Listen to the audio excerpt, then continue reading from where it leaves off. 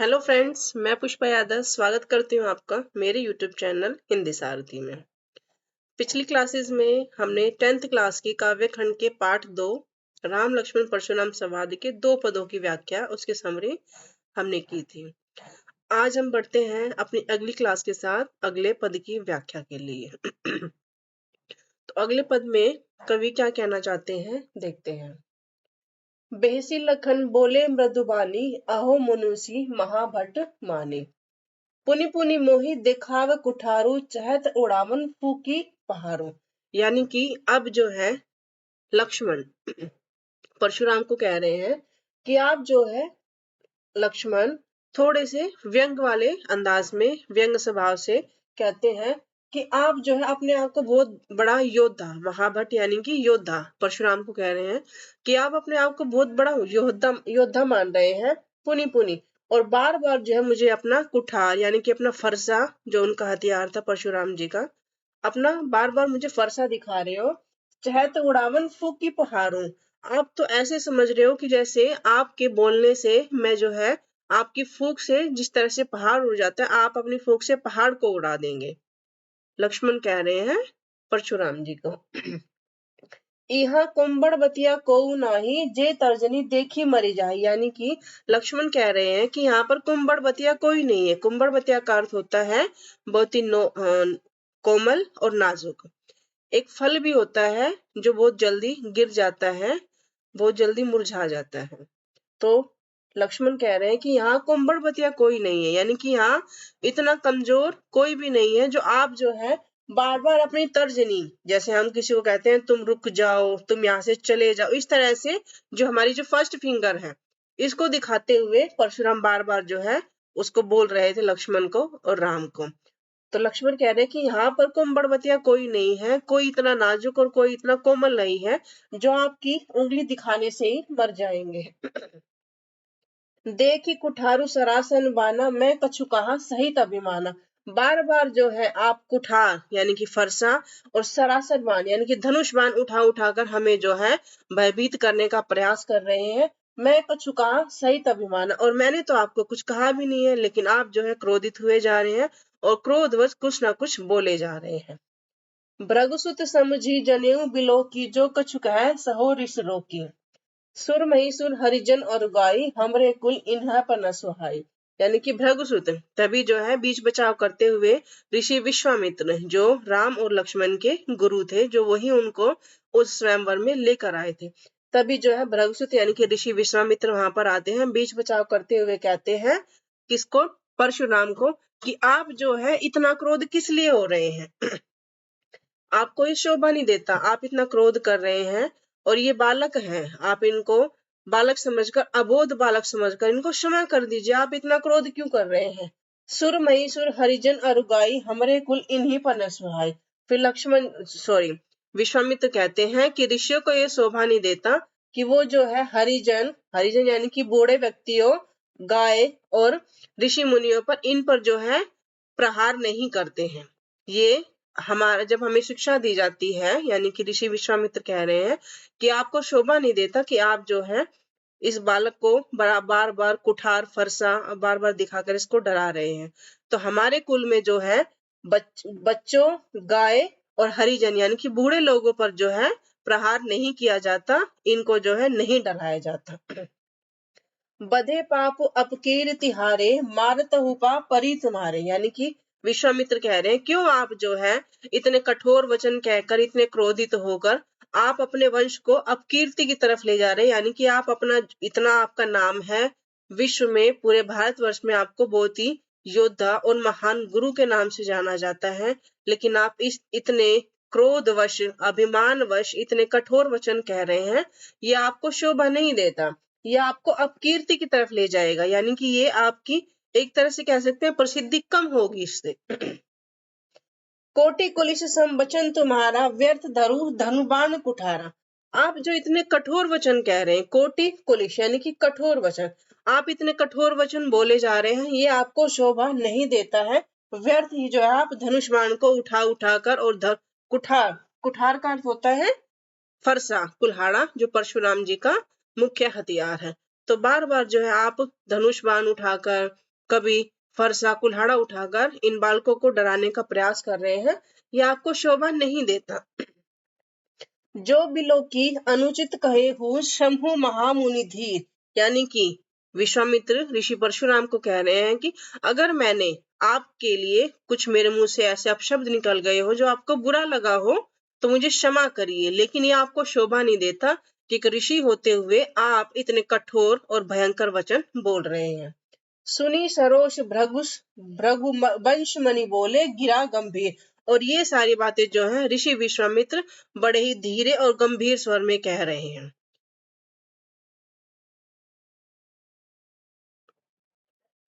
चलिए देखते हैं अगले पद में तुलसीदास जी क्या कहने का प्रयास कर रहे हैं। कौशिक सुनहु मंद येहु बालकु कुटिल काल बस निज कुल घालकु। कौशिक यानी कि ऋषि विश्वामित्र। ऋषि विश्वामित्र कह रहे हैं कि ये बालक है, आप इसको जो इतना बुरा भला मत कहिए, ये अभी बालक है। कुटिल काल बस निज कुल घालकु, ये जो आप इतना इसको अपशब्द कह रहे हैं ये आपको शोभा नहीं देता, ये आपके कुल का नाश कर सकता है। ऋषि विश्वामित्र ऋषि परशुराम को ही कह रहे हैं। भानुवंश राकेश कलंकु निपट निरंकुश अबुद अशंकु, यानी कि भानुवंश यानी कि सूर्यवंशी राजाओं में से एक है। तो जिस तरह से राकेश यानी कि राकेश चंद्रमा को कहते हैं, जैसे कहते हैं कि चंद्रमा में कलंक होता है, तो इस तरह से आप भी अपने आप को यानी कि परशुराम को कह रहे हैं कि आप भी निरंकुश हो रहे हैं।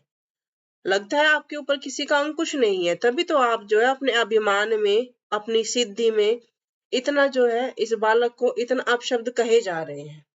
कालक वलु हुई छन माही कहो पुकारी खोरी मोहि नाही।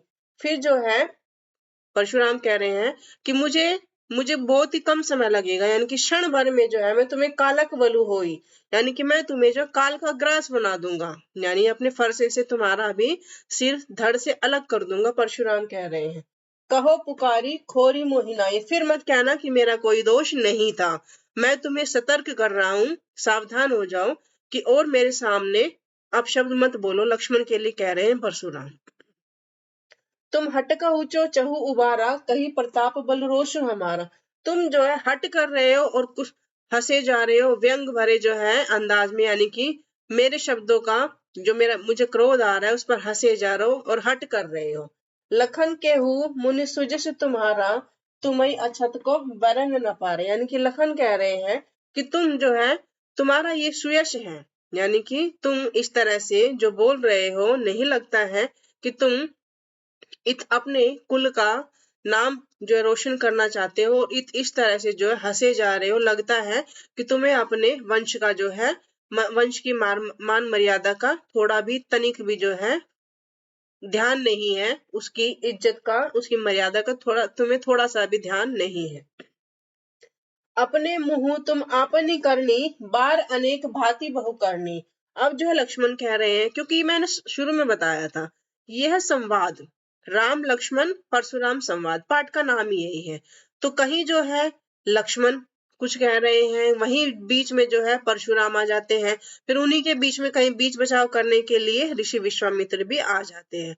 तो ये थोड़ी सी हमें मुश्किल इसलिए लगता है क्योंकि ये अवधि भाषा है, ये नई भाषा हमारे लिए लगती है, क्योंकि हम जो है खड़ी बोली का प्रयोग करते हैं, खड़ी बोली पढ़ते हैं किताबों में, और ये प्राचीन कविताएं हैं, इनकी जो भाषा है थोड़ी सी कठिन होती है।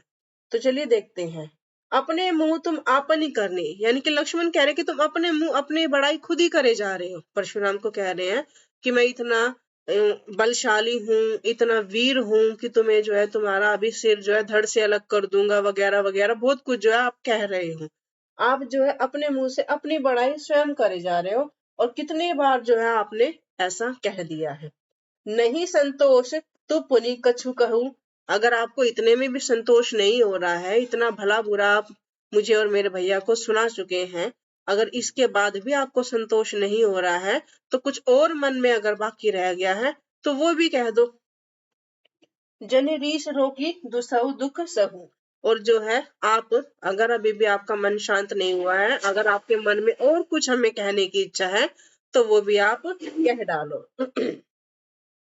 वीर व्रती तुम वीर अछोबा गारी देत न पागु शोभा। फिर कह रहे हैं कि आप जो है अपने आप को वीर बोल रहे हो, योद्धा बोल रहे हो और इतना बड़ा ऋषि कह रहे हो, लेकिन आप गाली देकर बात कर रहे हो, इतने अपशब्दों का प्रयोग कर रहे हो, इतने क्रोधित हो रहे हो, अभिमानवश मुझे और मेरे भाई को इतना कुछ कहे जा रहे हो, तो ये आपको शोभा नहीं देते हो। आप इतने वीर व्रती यानी कि आप वीर हो, योद्धा हो, और गाली देना आपको शोभा नहीं देता।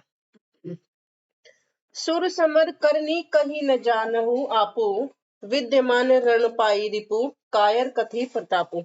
सुर यानी कि युद्ध में, जब युद्ध होता है तो योद्धा वहां पर अपना प्रताप दिखाते हैं, ना कि अपने प्रताप का बखान करते हैं कि मैं ये कर दूंगा, वो कर दूंगा, मैं इतना वीर हूं।